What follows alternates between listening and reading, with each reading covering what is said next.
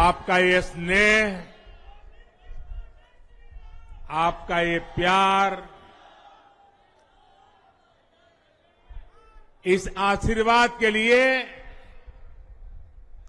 मैं सभी देशवासियों का ऋणी हूं। आज बड़ा मंगल है और इस पावन दिन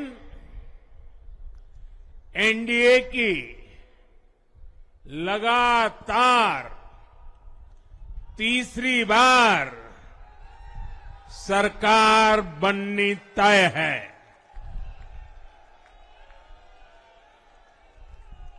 हम सभी जनता जनार्दन के बहुत आभारी हैं।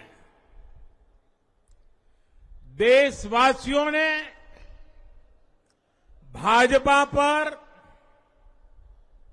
एनडीए पर पूर्ण विश्वास जताया है। आज की ये विजय दुनिया के सबसे बड़े लोकतंत्र की जीत है। ये भारत के संविधान पर अटूट निष्ठा की जीत है। ये विकसित भारत के प्रण की जीत है। ये सबका साथ, सबका विकास, इस मंत्र की जीत है। ये 140 करोड़ भारतीयों की जीत है। साथियों, इस चुनाव के, इस जनादेश के कई पहलू हैं। 1962 के बाद पहली बार कोई सरकार अपने 2 कार्यकाल पूरे करने के बाद तीसरी बार वापस आई है। राज्यों में जहां भी विधानसभा के चुनाव हुए, वहां पर एनडीए को भव्य विजय मिली है। चाहे वो अरुणाचल प्रदेश हो, आंध्र प्रदेश हो, उड़ीसा हो या फिर सिक्किम।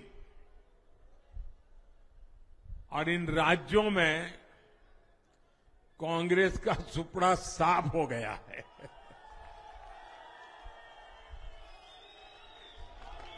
मेरे पास डिटेल तो नहीं है, लेकिन शायद उनको जमानत बचाना भी मुश्किल हो गया होगा।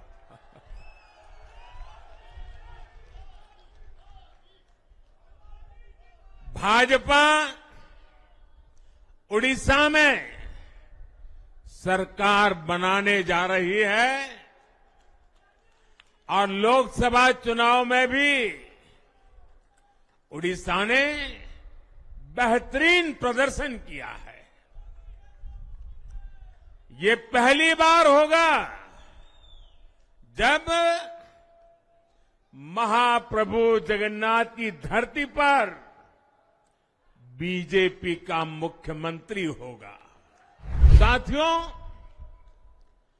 10 वर्ष पहले देश ने बदलाव के लिए जनादेश दिया था। तब देश ने हमें, क्योंकि वो समय था देश निराशा की गर्त में डूब चुका था। 2013-14 का कालखंड देखिए, देश निराशा की गर्त में डूब चुका था। फ्रेजाइल 5 शब्दों से मैं नवाजा जाता था। हर दिन अखबारों की हेडलाइन घोटालों से भरी रहती थी। देश की युवा पीढ़ी अपने भविष्य के संबंध में आशंकित हो गई थी।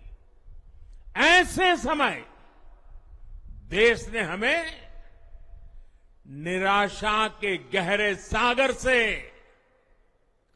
आशा के मोती निकालने का जिम्मा सौंपा था। हम सभी ने पूरी ईमानदारी से प्रयास किया, काम किया। 2019 में इसी प्रयास पर विश्वास व्यक्त करते हुए देश ने दोबारा प्रचंड जनादेश दिया। इसके बाद एनडीए का दूसरा कार्यकाल विकास और विरासत की गारंटी बन गया।